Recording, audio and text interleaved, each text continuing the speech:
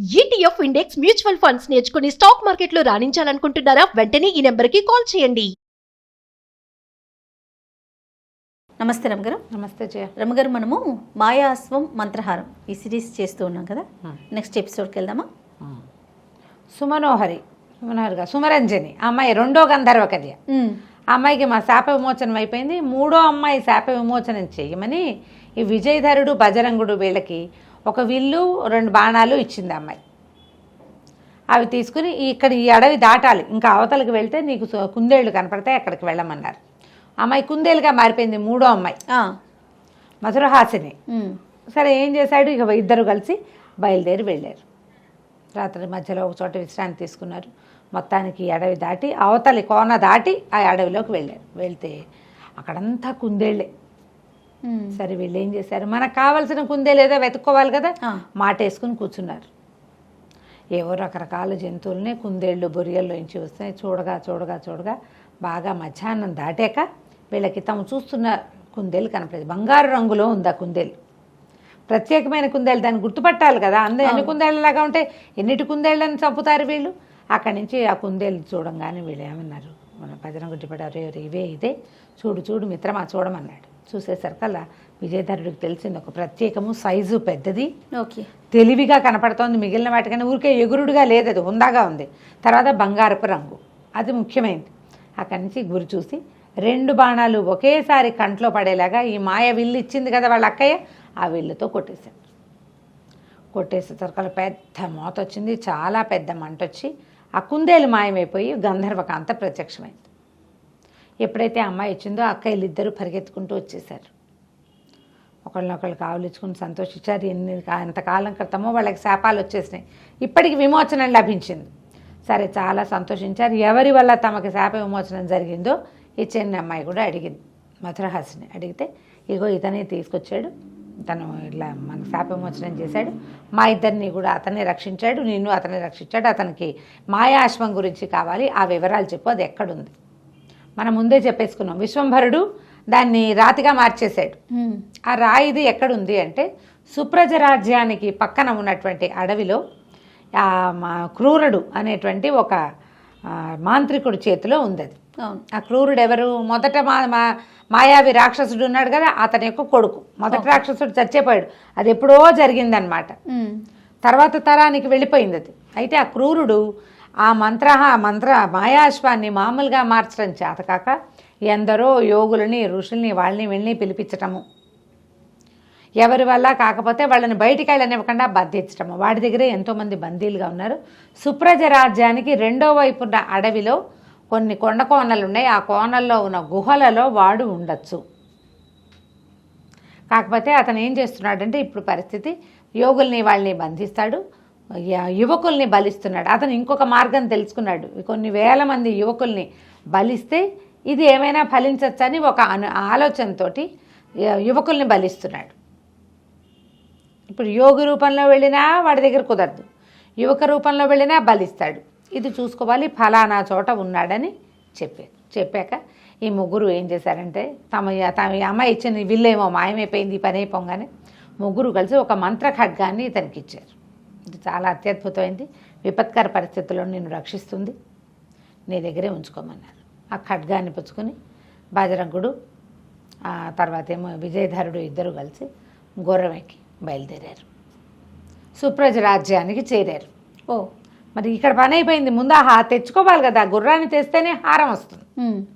సరే, గుర్రం కోసం సుప్రజ రాజధానికి బయలుదేరి అక్కడ రాజధాని నగరంలో ఓ చోట ఒక సత్రంలో రూమ్ తీసుకుని పడుకున్నారు.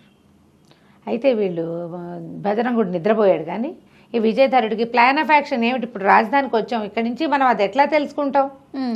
మామూలుగా ఏ రాజధానికైనా 4 పక్కల ఏవో ఒకటి ఉంటాయి, మనం ఓ పక్క నుంచి వచ్చాం, ఇంకా 3 పక్కలు ఉన్నాయి, 3 పక్కల్లో ఏ పక్కన ఈ క్రూరుడు ఉన్నాడని మనం ఇది చేయాలి. అట్లా ఆలోచిస్తూ what is plan of action అని ఆలోచిస్తున్నాడు అనమాట. ఆలోచిస్తుంటే ఏమిటో మాటలు వినపడుతున్నాయి, ఎవరో మాట్లాడుతున్నారు. ఊరికే ఒక చెవి అటు వేశాడు, వేస్తే ఎవరైనా కొత్త వాళ్ళు వచ్చారా అని ఒక అధికారపూర్వకమైన స్వరం ఒకటి అడుగుతోంది. అడిగితే, పెద్దగా లేరండి, ఒక 2 యువకులే వచ్చారు, మెరికల్లాగా ఉన్నారు, భోజనాలు చేసి పడుకున్నారు, ఇంకాసేపు సద్దుమణిగాక బంధించి తీసుకుపోండి అని చెప్తున్నాను. అంటే మెరికల్లాగా ఉన్నవాళ్ళు ఇద్దరు అంటే మా తమిద్దరమే కావచ్చు. బంధించి తీసుకుపోండి ఇప్పుడే తిని పడుకున్నారు అంటే అది మనమే. నిద్రపోయే వాళ్ళని తీసుకుపోమని చెప్తున్నాడు. ఏమిట్రా ఇదని ఇంకా బజరంగుడిని లేపల కత్తి పుచ్చుకొని సిద్ధంగా ఉన్నాడు. మెల్లిగా ఎవరో తలుపు తోసినట్టు తెలిసింది. గబుక్కని లేచి వెళ్ళిపోయాడు. తలుపు నిదానంగా తోసిన వాళ్ళు అవతల వాళ్ళు ఏమనుకుంటారు, నిద్రపోతున్న వాళ్ళని చూడడానికి తోశారు. తలుపు తీయంగానే దబేల మీద ఒక మనిషి వస్తే ఉలిక్కి పడతారు కదా అవతల వాళ్ళు. వచ్చేసరికల్లా ఎవరు ఏమిటి అన్నాడు. మిమ్మల్ని బంధిస్తున్నాం. ఎందుకు బంధిస్తారు, అసలు మమ్మల్ని ఎందుకు తీసుకెళ్ళాలి, మీరెవరు, ఏ కారణంతో బంధిస్తున్నారో చెప్పి తీసుకెళ్ళండి అనేసరికల్లా ఏంట్రా చెప్పేది అని ఆ సైనికులు కాస్త మీద పడ్డారు. వచ్చిన వాళ్ళు రాజ సైనికులే. మీద పడేసరికల్లా ఇతను మంత్ర ఖడ్గం తీశాడు. బజరంగుడు లేచే లోపలే వీళ్ళందరినీ చీల్చి చెండాడేశాడు. నిద్ర లేచిన బజరంగుడు కూడా ఒక కత్తి పుచ్చుకుని అతను పడ్డాడు. వచ్చిన 20 మంది సైనికుల్ని తుక్కు కింద కొట్టేశారు వీళ్ళు. వాళ్ళు కాస్త పరిగెత్తి పారిపోయారు సైన్యాధ్యక్షుడిని తీసుకొస్తామని. అప్పుడు ఈ సత్రం యజమానిని బెదిరించాడు ఇతను విజయధరుడు. ఏమిటి, మేమేమి నీ దగ్గర ఉచితంగా లేవు, మమ్మల్ని పోషించట్లేదు నువ్వు, మేము డబ్బు ఇచ్చి ఉన్నాం, పైగా మేము వేరే దేశం నుంచి వచ్చేవాళ్ళం, మేము ఇక్కడ మాయమైపోతే మా వాళ్ళకి ఏం తెలుస్తుంది, అసలు ఎందుకు మమ్మల్ని పట్టించాలనుకున్నావు, మేమేం చేశాం నీకంటే, బాబు మాకు సరదా కాదు మా రాజుకి సరదా కాదండి, మేమేం చేయాలి, మాకు పెద్ద సమస్య ఉంది, మా రాజ్యానికి ఉత్తర ద్వారం దగ్గర ఉన్నటువంటి కొండ గుహల్లో క్రూరుడనే ఒక మాంత్రికుడు ఉన్నాడు. ఆయన ఏదో పూజ చేస్తాడు, ప్రతి పౌర్ణమికి యువకుల్ని బలిస్తాడండి. ఊళ్ళో పిల్లలు అయిపోయారు, ఎంతసేపని మా పిల్లల్ని బలి పెట్టుకుంటాం, మాకు ఉండాలి కదా మరి సంతానం, అందుకని బయట ఊళ్ళ నుంచి వచ్చిన వాళ్ళలో నుంచి పౌర్ణమికి ఒకరిని పట్టిస్తాం, మరి మాకు ఇంకా వేరే దారి లేదు, చాలా సంవత్సరాలుగా జరుగుతోంది ఇది, ఏటా ఎవరో ఒకళ్ళు ఎవరు కుదిరితే వాళ్ళకు ఒక పిల్లల్ని ఇచ్చేస్తే అన్ని చోట్ల కనుక్కుంటారు, పౌర్ణమి ముందు రోజు అబ్బాయిని బంధించి పంపించేస్తాం. అప్పుడు ఇతను ఏమనుకున్నాడు, క్రూర రాక్షసుడు, క్రూరుడు, ఒక మాంత్రికుడు అనగానే మనకు కావాల్సిన వాడు వీడే. అక్కడి నుంచి ఏమన్నాడు, మీకు ఇది నిజంగా తెలుసా ఖచ్చితంగా అంటే, ఖచ్చితంగానండి సైన్యాధ్యక్షుడు వస్తాడు కనుక్కుందరు కానీ కావాలంటే. సైన్యాధిపతి రాకని ఇతను అంతా ఆను పాను కనుక్కున్నాడు. నేను వెళ్తాను స్వచ్ఛందంగా నన్ను పంపించండి అన్నాడు. వాళ్ళు ఆశ్చర్యపోయారు, ఏమిటి చచ్చిపోవడానికి వెళ్ళిపోతావని, చచ్చిపోవటమో ఇంకో పోవటమో నా సంగతి నేను చూసుకుంటా కదా అంటే సరే రమ్మన్నారు. బజరంగుడు ఇతను ఇద్దరు విజయధరుడు ఇద్దరు కలిసి రాజస్థానానికి వెళ్ళారు, ఆస్థానానికి వెళ్ళిపోయారు. రేపు పౌర్ణమి, ఈ సాయంకాలం ఆ బాక్స్ పంపించాలి, ఎవరో ఒకళ్ళని పడుకోబెట్టి పంపిస్తారు. అదేంటంటే పెద్ద చిల్లులుగా చేయబడిన ఒక పెద్ద చెక్కపెట్టె, ఆ చెక్కపెట్టెలో మనిషిని పంపించి మనిషిని పడుకోబెట్టి లోపలికి అక్కడ దాకా తీసుకెళ్తే దానంతట అదే బాక్స్ లోపలికి వెళ్ళిపోతుంట అక్కడ ఉన్న మాయమంత్రాల వల్ల.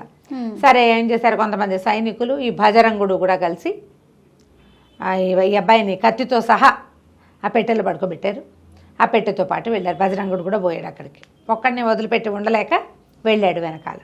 సరే అక్కడ దాకా వెళ్ళేసరికి అదొక పెద్ద కొండ గుహ, బయట ఒక పెద్ద బండరాయి అడ్డం ఉంది. వీళ్ళు ఆ పెట్టె తీసుకెళ్ళి అక్కడ పెట్టంగానే ఆ రాయి దానంతటా అదే ఇట్లా రెండుగా విచ్చిపోయింది. ఈ కింద పెట్టబడిన బాక్స్ అక్కడ ఒక గీతలు గీసున్నాయి, ఆ గీతల్లో పెట్టాలి, ముగ్గులో పెట్టాలి. ముగ్గులో పెట్టిన బాక్స్ దానంతటా అది లేచి తేలుకుంటూ లోపలికి వెళ్ళిపోయింది. ఎవరు పట్టుకెళ్ళాలా దానంతటా అదే వెళ్ళిపోయింది. అక్కడి నుంచి తెరుచుకుపోయిన రాతి బండలు రెండు యథాప్రకారం అతుక్కుపోయిన రాతి బండ అంతా మూసేసింది. కేకలు పెట్టాడు బజరంగుడు, అయ్యో అయ్యో వెళ్ళిపోతున్నాడని. ఇక వెళ్ళిపోతున్నాడే ఏం లేదు, మూసిపోయాక ఇంక చేయగలిగేది ఏం లేదు. ఆ సైనికులంతా మేము వెళ్ళిపోతాం, ఎప్పుడు ఇంతే చేస్తామంటే బజరంగుడు బతిలాడాడు, వెళ్ళిపోవద్దు, ఇదంతా కథ మామూలుగా అవుతుంది, మావాడు దీన్ని ఏర్పాటు చేస్తాడు అని చెప్తే ఒప్పుకోలేవాడు. సరే ఒకళ్ళు ఇద్దరు అన్నారు, పోన్లే పాపం అబ్బాయి సరదా పడుతున్నాడు, ఒక రోజు ఉందాం, ఈ రాత్రికి ఉండిపోదాము, తెల్లవారుజామున ఎప్పుడో పౌర్ణమి ఉంది, ఆయన ఏదో చేస్తాడు, ఏమైనా తేడా వస్తే అప్పుడు చూడొచ్చు, తెల్లారిదాకా ఉందా లేరా అని అక్కడే కూర్చున్నారు. ఈ లోపలికి వెళ్ళిన బాక్సు లోపలికి వెళ్ళంగానే ఒక పక్కన అట్లా పెట్టబడింది ఒక పెద్ద మందిరం. అది ఎంత పెద్ద మందిరమో, మందిరంలో ఒక పెద్ద అమ్మవారి విగ్రహం, చండిక విగ్రహం ఉంది. ఆ తర్వాత చండికా విగ్రహానికి ఒక పక్కగా ఇంతకుముందు మనం చెప్పుకున్న మాయా అశ్వపు శిల్పం నిలబెట్టబడింది. తెల్లటి శిల్పం, ప్రాణం ఉన్న గుర్రంలాగానే కనపడుతోంది ఆ శిల్పం, కానీ అది శిలని తెలుస్తుంది, తెల్లటి పాలరాయితో చెక్కింది. దాని జూలు, దాన్ని నిక్కబొడుచుకున్న చెవులు, కళ్ళు లైవ్లీగా ఉంది, కానీ కదలిక లేదు, శిల్పం కనపడుతుంది.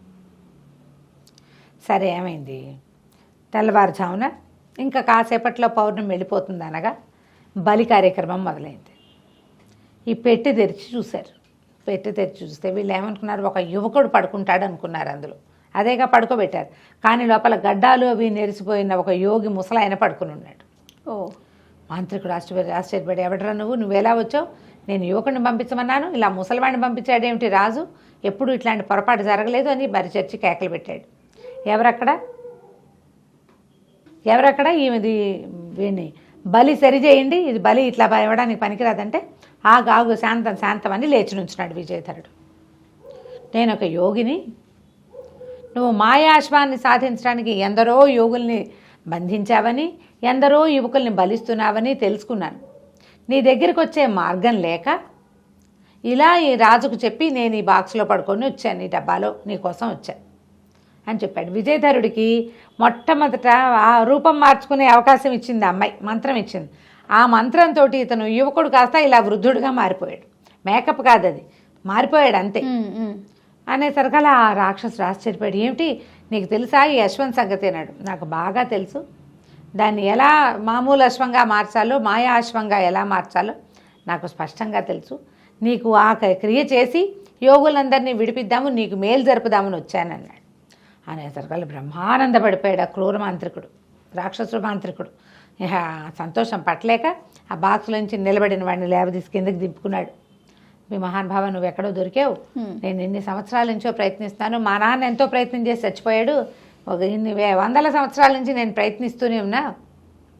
అయితే ఈ గుర్రాన్ని ఏం చేయాలంటే ముందు నన్ను గుర్రం ఎక్కించు. అది ఎత్తైన పీఠం మీద నిలబెట్టబడింది. ఏం చేశాడు, బట్టల్లో దట్టిలో ఖడ్గంతో పాటుగా ఒక పేటేసి గుర్రం ఎక్కించారు. గుర్రం ఎక్కించి కూర్చోగానే ఇక సంతోషం పట్టలేకపోయాడు విజయధరుడు. ఆ గుర్రాన్ని కావలిచ్చుకున్నాడు. మెడ మొహము అన్నీ సవరించాడు. ఆ మొహం మీద పదే పదే అనేసరికల్ దాని మొహం మీద ఒక నుదుట్లో ఉంది కదా ఒక పాయింట్, అక్కడ ఎప్పుడైతే మానవ హస్తం తగిలిందో వెంటనే ఆ అశ్వం కాస్త నిజమైన అశ్వంగా మారిపోయింది. శిల్పం అశ్వంగా మారిపోయింది. శిల్పాశ్వం మాయాశ్వంగా మారిపోయింది. మారిపోయేసరికల్ ఇంకా ఆనందం పట్టలేకపోయాడు. వీడికి ఆనందంగానే ఉంది, రాక్షసుడికి ఆనందంగానే ఉంది, మాంత్రికుడికి కూడా. ఎగిరి గంతేశాడు ఆ మాంత్రికుడు. దీన్ని ఎట్లా వాడాలో చెప్పు, దిగు నాకివ్వు అన్నాడు. అనేసరికల్లా ఇంత కష్టపడి ఇంత దూరం వచ్చింది నీకు ఇవ్వడానికి కాదురా మూర్ఖుడా, నువ్వు ఎంతమందినో సంహరించావు దీనికోసం, నీకు ఇచ్చేందుకు రాలేదు అనగానే ఆ మాంత్రికుడికి పిచ్చి కోపం వచ్చేసింది. అదేమిటి నువ్వు నాకు మోసం చేస్తావా, నీ సంగతి చెప్తానని మంత్రదండాన్ని తీసాడు. కానీ ఈ మంత్రదండాలు నేల మీద ఉన్నప్పుడు పనిచేస్తాయి. ఇదేమో బ్రహ్మవాక్కుతోటి అశ్వం ఇలా మారింది, శిల్పం అశ్వంగా మారింది. దాని మీద ఏ మాయలు మంత్రాలు పనిచేయవు. ఓహో, దాని మీద ఉన్నవాడిని ఎవరూ ఏమీ చేయలేరు. అది అప్పుడు అదే కదా చెప్పాడు, అజేయమైన శక్తి వచ్చేలాగా బ్రహ్మ దగ్గర వరం పొంది ఉన్నాడు అతను విశ్వంభరుడు. దాంతో ఇతను ఏం చేశాడు, మొల్లోంచి ఖడ్గం తీసి ఒక్క ఉదుటున ఈ మాయావిరా ఇతని మీద క్రూరుడి మీదకి దూకి మెడ ఉత్తరిచ్చేశాడు. అతని మీద మంత్రదండపు శక్తులు పనిచేయలేదు, ఇతను చనిపోయాడు కూడా.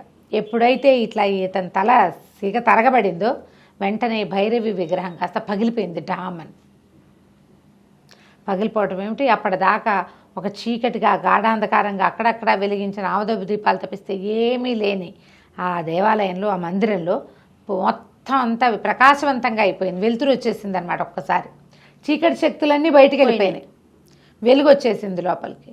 అక్కడి నుంచి ఇతను ఏం చేశాడు, దిగి ఇప్పటి వరకు అక్కడక్కడ గదుల్లో బంధించబడి ఉన్నారు యోగులని వాళ్ళని అందరినీ రక్షించడానికి పూనుకున్నాడు. అక్కడి నుంచి తన దట్టిలో భస్మపు గుళికలు ఉన్నాయి కదా, ఆఖరి గుళిక ఒక్కటి ఉంది, ఆ గుళికని ఆ గుహాద్వారం మీదకి విసిరికొట్టాడు. విసిరేసరికి అది పగిలిపోయింది, ఓపెన్ అయింది. ఓపెన్ అవగానే బజరంగుడు ఇంకొంతమంది సైనికులు సాయం ఉన్నారుగా, అందరూ పరిగెత్తుకొచ్చారు లోపలికి. వచ్చి లోపల గదుల్లో, చెరసాల్లో, కారాగారాల్లో, లోపల గుహల్లో, చిన్న చిన్న బిలాలలో దాచిపెట్టబడిన ఎందరో యోగుల్ని, ఋషుల్ని అందరినీ బయటికి తీసుకొచ్చారు. అందరూ జయధ్వానాలు చేశారు. నువ్వు ఎంతో గొప్పవాడివి, రాజకుమారుడు క్షత్రియులకు ఉండవలసినటువంటి సాహసం ఉంది నాయన, ధైర్య సాహసే లక్ష్మి, నువ్వు చక్కగా జయిస్తావు, నువ్వేం చేయదలుచుకున్నావు అది చేస్తావని అందరూ ఆశీర్వదించారు. ఇంక ఇప్పుడు నెక్స్ట్ది మంత్రహారాన్ని సాధించాలి. సరే, ఈ గుర్రాన్ని ఎక్కి బజరంగుడితో కలిసి విజయధరుడు బయలుదేరాడు. తర్వాత ఏమైందో మనం చివరి భాగంలో తెలుసుకుందాం. తప్పకుండా. నమస్తే. నమస్తే.